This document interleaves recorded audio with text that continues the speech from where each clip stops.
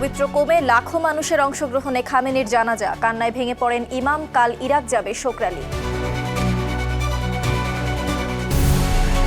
শ্রীলঙ্কার কারাগারে মাদক চক্রের বন্দীদের সংঘর্ষে নিহত বেড়ে ২৬, আহত শতাধিক, পরিস্থিতি নিয়ন্ত্রণে বাইরে কমান্ডো মোতায়েন। ইউরোপ জুড়ে একযোগে তীব্র দাবদাহ, ৬ দেশে বাতাসের মতো দ্রুত ছড়াচ্ছে দাবানল, নিরাপদ আশ্রয়ে লাখো মানুষ। ন্যাটো সম্মেলনের আগে আবারও ইতালির প্রধানমন্ত্রীকে নিয়ে ট্রাম্পের কটাক্ষ, প্রতিক্রিয়া জানাননি মেলোনি, বিরোধী দলগুলোর সমালোচনা।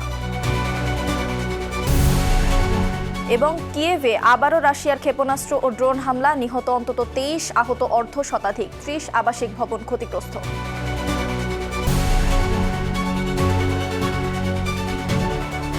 বিশ্বজুড়ে ঘটে যাওয়া দিনের গুরুত্বপূর্ণ ঘটনাবলী নিয়ে আরটিভির নিয়মিত আয়োজন সারাদিনের বিশ্ব। আপনাদের সঙ্গে আছি আমি ইরামণি মণ্ডল। পবিত্র কোম নগরীর জামকারান মসজিদে লাখো মানুষের উপস্থিতিতে সম্পন্ন হয়েছে ইরানের প্রয়াত সর্বোচ্চ নেতা আয়াতুল্লাহ খামেনির জানাজা। জানাজা পড়ানোর সময় কান্নায় ভেঙে পড়েন ইমাম আয়াতুল্লাহ জাওয়াদি আমলি।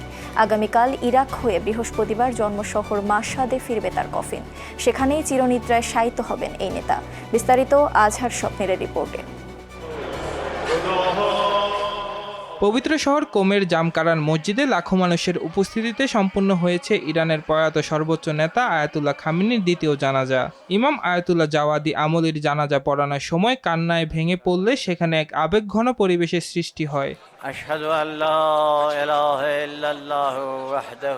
প্রিয় নেতাকে শেষ বিদায় জানাতে সকাল থেকে মসজিদের ভেতর ও বাইরের কয়েক মাইল এলাকা জুড়ে লাখ লাখ শোকার্ত মানুষ সমবেত হন। সেখানে শীর্ষ ধর্মীয় নেতারা উপস্থিত হয়ে মরহুমের প্রতি গভীর শ্রদ্ধা নিবেদন করেছেন। পরিকল্পনা অনুযায়ী বুধবার খামেনির কফিন নিয়ে যাওয়া হবে প্রতিবেশী দেশ ইরাকে। দেশটির পবিত্র নাজাফ ও কারবালা শহরে শিয়া সম্প্রদায়ের ধর্মীয় রীতিনীতি মেনে বিশেষ শোক শোভাযাত্রা ও জানাজা অনুষ্ঠিত হবে। খামেনির আগমন উপলক্ষে ইরাকের কয়েকটি প্রদেশে ইতিমধ্যে সরকারি ছুটি ঘোষণা করা হয়েছে। ইরাকের মাজার জিয়ারত শেষে বৃহস্পতিবার মরদেহ ফিরিয়ে আনা হবে তার জন্মশহর মাশহাদে। এদিকে শোকাবহের মধ্যে লেবাননের নাবাতি আল ফাউকায় বিমান ও গাজায় আল শিফা হাসপাতালের বাইরে ড্রোন হামলা চালিয়েছে ইসরায়েলি বাহিনী। এতে অন্তত ২ জন নিহত ও বেশ কয়েকজন আহত হওয়ার খবর পাওয়া গেছে। মধ্যপ্রাচ্যের চলমান অস্থিতিশীল পরিস্থিতির মধ্যে এ দাফন প্রক্রিয়া সম্পন্ন হতে যাচ্ছে। তাই যে কোনো ধরনের অনাকাঙ্ক্ষিত সংঘাত রুখতে তেহরান সহ সীমান্তবর্তী এলাকাগুলোতে বিশেষ সামরিক মহড়া ও জোরদার নিরাপত্তা ব্যবস্থা নেওয়া হয়েছে। আজহার স্বপ্নীল, আরটিভি।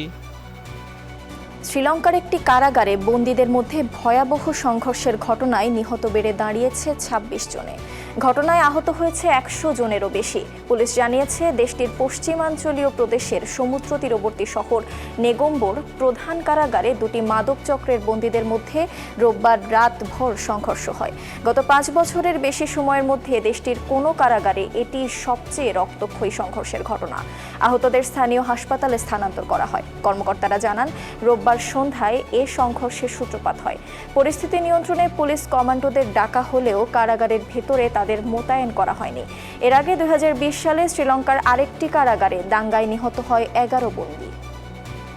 ইউরোপ জুড়ে একযোগে আঘাত এনেছে ভয়াবহ দাবানল ও তীব্র দাবদাহ। পর্তুগাল, স্পেন, ফ্রান্স ও গ্রিস সহ অন্তত ৬টি দেশে বাতাসের মতো দ্রুত ছড়িয়ে পড়ছে দাবানল। নিরাপদ আশ্রয়ে সরানো হচ্ছে লাখো মানুষকে। পরিস্থিতি নিয়ন্ত্রণে কাজ করছে দমকল বাহিনীর হাজারো কর্মী। এদিকে জুনের রেকর্ড ভাঙা গরমের পর তাপমাত্রা আবারও ৪০ ডিগ্রি সেলসিয়াসের উপরে ওঠার পূর্বাভাস জারি করা হয়েছে চরম সতর্কতা। বিস্তারিত আজহার স্বপ্নের রিপোর্টে। গ্রীষ্মের শুরুতেই যেন নরককুণ্ডে পরিণত হয়েছে দক্ষিণ ইউরোপ। তীব্র দাবদাহ আর শুষ্ক বাতাসের উপর ভর করে একের পর এক দেশে ছড়িয়ে পড়ছে বিধ্বংসী দাবানল। পর্তুগাল, স্পেন, ফ্রান্স এবং গ্রিস কোথাও স্বস্তি নেই। সবশেষ তথ্য অনুযায়ী কেবল ৪ দেশে ৪২,০০০ একরেরও বেশি এলাকা পুড়ে ছাই হয়ে গেছে, যা যুক্তরাষ্ট্রের ম্যানহাটন শহরের চেয়েও দ্বিগুণ বড়। সবচেয়ে ভয়াবহ অবস্থা ফ্রান্সের দক্ষিণ পশ্চিমাঞ্চলে। দেশটির পারপিনিউ ও ক্রেবিলাক এলাকায় দাবানলের আগুন দ্রুত ছড়িয়ে পড়ছে। আগুন ঘরবাড়ির মাত্র 300 মিটারের মধ্যে চলে আসায় রাতারাতি সরিয়ে নেওয়া হয়েছে 10,000-এর বেশি বাসিন্দাকে। পরিস্থিতি এতটাই জটিল যে চলমান ঐতিহ্যবাহী সাইক্লিং প্রতিযোগিতা ট্যুর ডি ফ্রান্স এর আজকের তৃতীয় পর্বটি দর্শকদের ছাড়াই আয়োজনের সিদ্ধান্ত নিয়েছে প্রশাসন। আগুন নেভাতে ফ্রান্সের প্রশাসনের বাইরে সাহায্যকারী বিমান পাঠিয়েছে কানাডা। একই চিত্র স্পেনেও। দেশটির উত্তর পূর্বাঞ্চলীয় জিরোনা এবং কোস্টা ভাবা অঞ্চলে দাবানলে প্রায় 5,400 একর ভূমি ধ্বংস হয়েছে। আগুনে সৃষ্ট বিষাক্ত ধোঁয়ার কারণে প্রায় 50,000 মানুষকে ঘরের ভেতরে থাকার বা এলাকা ছাড়ার নির্দেশ দেওয়া হয়েছে। এদিকে পর্তুগালের ভৌজেলা এলাকায় প্রায় 30,000 একর বনাঞ্চল পুড়ে গেছে। আগুন নিয়ন্ত্রণে পর্তুগিজ বাহিনীকে সহায়তা করতে স্পেন ও ইতালি থেকে পাঠানো হয়েছে বিশেষ অগ্নি নির্বাপক বিমান। এদিকে গ্রিসের রাজধানী অ্যাথেন্সের কাছে মান্দা অঞ্চলের পাইন বন এবং দ্বিতীয় বৃহত্তম শহর থেসালোনিকিতে আগুন ছড়িয়ে পড়েছে। থেসালোনিকিতে একটি রিসাইক্লিং কারখানায় আগুন লাগায় বাতাসে ছড়িয়ে পড়ছে বিষাক্ত ধোঁয়া। এছাড়া ক্রোয়েশিয়ায় হাবার দ্বীপ ও আলবেনিয়ার তালে অঞ্চলে বড় ধরনের অগ্নিকাণ্ডের খবর পাওয়া গেছে। এর আগে গত জুনে নজিরবিহীন দাবদাহে ইউরোপ জুড়ে প্রাণ হারিয়েছেন 3,000-এর বেশি মানুষ। এদিকে চলতি সপ্তাহে তাপমাত্রা আবারও 40 ডিগ্রি সেলসিয়াসের ঘর স্পর্শ করতে পারে। ফলে আগামী দিনগুলোতে পরিস্থিতি আরও সংকটাপন্ন হওয়ার আশঙ্কা করা হচ্ছে। উদ্ভূত পরিস্থিতি মোকাবেলায় ইতিহাসে প্রথমবারের মতো সর্বোচ্চ সংখ্যক জরুরি উদ্ধারকারী দল মোতায়েন করেছে ইউরোপীয় ইউনিয়ন। পরিবেশ বিজ্ঞানীরা বলছেন জলবায়ু পরিবর্তনের কারণে গ্রীষ্মের স্বাভাবিক সময়ের 1 মাস আগেই এমন ভয়াবহ পরিস্থিতির মুখোমুখি হতে হচ্ছে ইউরোপকে। আজহার স্বপ্নিল, RTV। ন্যাটো সম্মেলনের আগে আবারও ইতালির প্রধানমন্ত্রী জর্জিয়া মেলোনিকে কটাক্ষ করেছেন যুক্তরাষ্ট্রের প্রেসিডেন্ট ডোনাল্ড ট্রাম্প। ট্রুথ সোশ্যালে মেলোনির একটি ছবি সহ ট্রাম্প লেখেন, রিস্ট্রেইনিং অর্ডার নিডেড। তবে এ নিয়ে প্রকাশ্যে কোনো প্রতিক্রিয়া জানাননি মেলোনি। ইতালির প্রতিরক্ষা মন্ত্রী গুইদো ক্রোসেত্তো বলেছেন, যুক্তরাষ্ট্রের সঙ্গে সম্পর্ক বজায় রাখাই সবচেয়ে গুরুত্বপূর্ণ। এদিকে ট্রাম্পের মন্তব্যের তীব্র সমালোচনা করেছে ইতালির বিরোধী দলগুলো। চলতি সপ্তাহে তুরস্কের ন্যাটো সম্মেলনে ট্রাম্প ও মেলোনির মুখোমুখি হওয়ার কথা রয়েছে। তাদের এই বৈঠক ঘিরে কূটনৈতিক মহলে তৈরি হয়েছে বাড়তি আগ্রহ। ইউক্রেনের রাজধানী কিয়েভে আবারও ভয়াবহ ক্ষেপণাস্ত্র ও ড্রোন হামলা চালিয়েছে রাশিয়া। হামলায় অন্তত 23 জন নিহত এবং 50 জনের বেশি আহত হয়েছেন। ধ্বংসস্তূপ থেকে একই পরিবারের 3 সদস্যের মরদেহ উদ্ধার করা হয়েছে। হামলায় প্রায় 30টি আবাসিক ভবন ক্ষতিগ্রস্ত হয়েছে। ইউক্রেনের বিমান বাহিনী জানিয়েছে, রাশিয়ার ছোড়া 23টি ব্যালিস্টিক ক্ষেপণাস্ত্রের একটিও তারা ভূপাতিত করতে পারেনি। প্যাট্রিয়ট আকাশ প্রতিরক্ষা ব্যবস্থার সংকটের কথা তুলে ধরে ন্যাটো সম্মেলনের আগে মিত্র দেশগুলোর কাছে আরও সামরিক সহায়তা চেয়েছেন প্রেসিডেন্ট ভলোদিমির জেলেনস্কি। মেক্সিকোর সিনালোয়া রাজ্যে নৌবাহিনীর টহল দলের উপর হামলায় এক নাবিক নিহত হওয়ার ঘটনা ঘটেছে। আহত হয়েছেন আরও 2 সদস্য। এই ঘটনার পর নিরাপত্তা বাহিনীর অভিযানে 10 হামলাকারী নিহত এবং 3 সন্দেহভাজনকে গ্রেপ্তার করা হয়েছে। মঙ্গলবার রয়টার্স জানায়, বর্ষা মৌসুমে নদী ও বাঁধের পানির স্তর পর্যবেক্ষণ এবং সম্ভাব্য বন্যা সম্পর্কে জনগণকে সতর্ক করার দায়িত্ব পালনকালে নৌবাহিনীর সদস্যরা অতর্কিত এ হামলার শিকার হন। গ্রেপ্তার ব্যক্তিদের বিরুদ্ধে আইনগত ব্যবস্থা গ্রহণের জন্য প্রসিকিউটরদের কাছে হস্তান্তর করা হয়েছে। গাজা যুদ্ধ শুরুর পর থেকে প্রায় স্থবির হয়ে পড়ে অধিকৃত পশ্চিম তীর। বন্ধ ছিল সব ধরনের সাংস্কৃতিক কার্যক্রম। অবশেষে দীর্ঘ স্থবিরতা ভেঙে রামাল্লায় শুরু হয়েছে ঐতিহ্যবাহী শিল্পকলা উৎসব। ফিলিস্তিনি শিল্পী ও দর্শকদের মাঝে যে উৎসব ফিরিয়ে এনেছে প্রাণ চাঞ্চল্য। আরও জানাচ্ছেন ইমতিয়াজ আহমেদ। দেয়ালে ঝুলছে রংতুলির আঁচড়ে ফুটিয়ে তোলা ফিলিস্তিনের আবেগ, সংগ্রাম আর আশা আকাঙ্ক্ষার গল্প। গাজা যুদ্ধ শুরুর পর থেকে যেখানে থমকে গিয়েছিল সব উৎসব, সেখানেই আবার ফিরল শিল্পের আলো। দীর্ঘ বিরতি কাটিয়ে অধিকৃত পশ্চিম তীরের রামাল্লায় শুরু হয়েছে ঐতিহ্যবাহী শিল্পকলা উৎসব।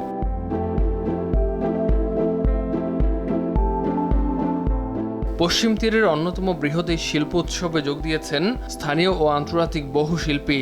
ইসরায়েলি দখলদারিত্ব, গাজার চলমান মানবিক সংকটের মাঝেও এই আয়োজনকে ফিলিস্তিনিদের সাংস্কৃতিক প্রতিরোধের এক অনন্য মাধ্যম হিসেবে দেখছেন সংশ্লিষ্টরা।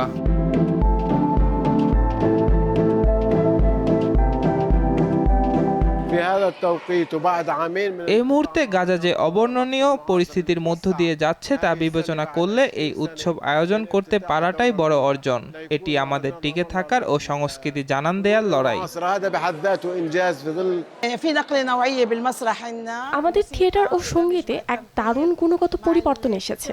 আরবি শিক্ষক হিসেবে শব্দের ছন্দ ও মহাকাব্য আমার খুব প্রিয়। আর এই নাটকে পরিচালনা থেকে শুরু করে অভিনয় ও সঙ্গীতের যে অনবদ্য মেলবন্ধন দেখেছি তা সত্যি এক পূর্ণাঙ্গ শিল্পকর্ম। আর হ্যাঁ, আমার মতামত কিছুটা পক্ষপাতদুষ্ট মনে হতেই পারে, কারণ এর মিউজিক কম্পোজার আমারই আদরের ভাই। الموسيقى يعني আয়োজকরা জানান, শিল্প শুধু বিনোদন নয়, এটি বিশ্বমঞ্চে ফিলিস্তিনের কণ্ঠস্বর তুলে ধরার হাতিয়ার। গাজা সংকটের প্রতি সংহতি জানিয়ে অনেক শিল্পী তাদের চিত্রকর্মে ফুটিয়ে তুলেছেন যুদ্ধের নির্মম বাস্তবতা। চারিদিকের অস্থিরতার মাঝে এই উৎসব সাধারণ ফিলিস্তিনিদের মনে কিছুটা হলেও স্বস্তি ও আশার সঞ্চার করেছে। তারা মনে করেন, শত প্রতিকূলতার মাঝেও শিল্প ও সংস্কৃতিকে বাঁচিয়ে রাখা জরুরি। ইমতিয়াজ আহমেদ, RTV। আর এরই সাথে শেষ করছি সারাদিনের বিশ্ব। RTVর সঙ্গে সংযুক্ত থাকুন, মতামত জানান RTVর সামাজিক যোগাযোগ মাধ্যমগুলোতে।